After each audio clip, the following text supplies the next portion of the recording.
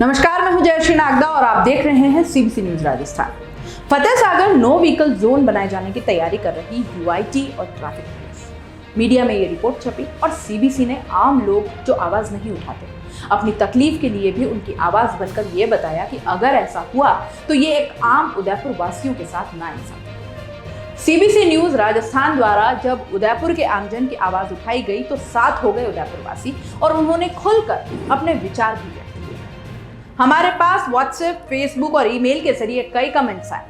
आज हम जिला प्रशासन, खासकर यूआईटी और ट्रैफिक पुलिस को यह आग्रह करना चाहते हैं कि आप ऐसा करने के पहले एक बार जनता की भावना जरूर जान लें, क्योंकि बात फतेह सागर की है, जो हर उदयपुरवासी के दिल में बसता है। हर उदयपुरवासी इसके साथ भावनात्मक रूप से जुड़ा है।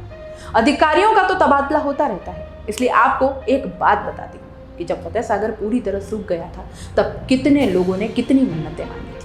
फतेह सागर के भरने की, ओवरफ्लो होने की कितने यज्ञ होते थे, कितनी दुआएं मांगी जाती थी। और जब ओवरफ्लो हुआ तो मुझे याद है यही उदयपुरवासी दिन दिन भर बैठकर सिर्फ इसको निहारते रहते थे। रात को 2-2 बजे तक लोग परिवारों के साथ आते थे, सुबह 4 बजे उठकर चले जाते थे। आपको नहीं पता, लेकिन इसका साक्षी पूरा उदयपुर है।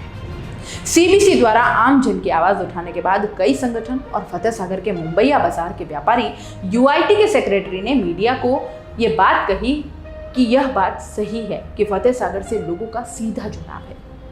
किसी को परेशानी हो ऐसा काम नहीं करेंगे। कई लोगों ने तर्क दिया कि Fateh Sagar no vehicle zone नहीं बनना चाहिए। व्यवहारिक पहलुओं को ध्यान में रखकर ही कोई निर्णय करेंगे।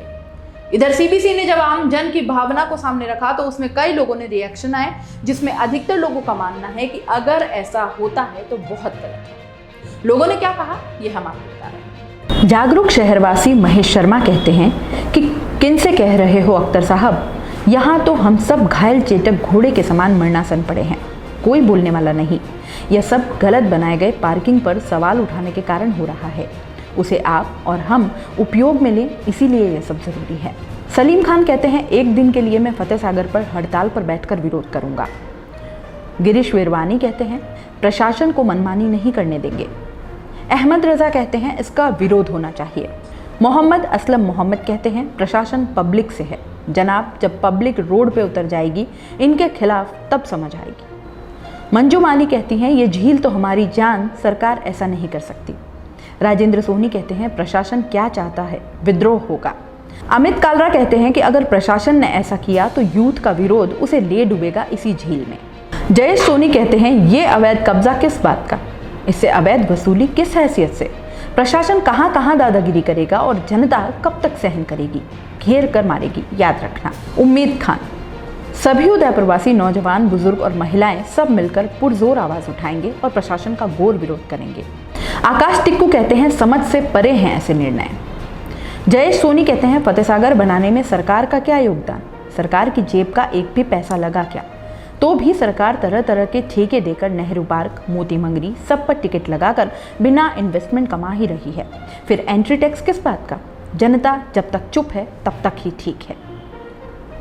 नरेंद्र कुमावत लिखते हैं, अति निंदनीय कृत्य। तौसीफ हुसैन लिखते हैं, सारी भीड़ फिर रानी रोड पे, बॉम्बे मार्केट वालों का क्या होगा फिर। विष्णु शंकर पंड्या लिखते हैं, फतेह सागर ही खत्म और ये पॉसिबल भी नहीं है। इरशाद खान लिखते हैं, आप गरीब लोग क्यों नहीं समझते कि एफएस आप जैसों के लिए नहीं है, वहां वीआईपी जा सकते हैं क्योंकि उनके बाप दादाओं ने ही एफएस बनवाया था। मुकेश जाट लिखते हैं, लूट लो, सब लूट लो और कुछ बचा हो वो भी ले लो। गणपत सेन लिखते हैं, प्रशासन का यह निर्णय न्यायपूर्वक नहीं है, यह उदयपुर की जनता का है और जनता का ही रहेगा।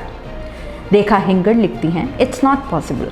राहुल साहू लिखते हैं, लगता है अब हमें सारी पब्लिक को एकजुट होकर धरना प्रदर्शन करना पड़ेगा, गवर्नमेंट की मर्जी नहीं चलेगी।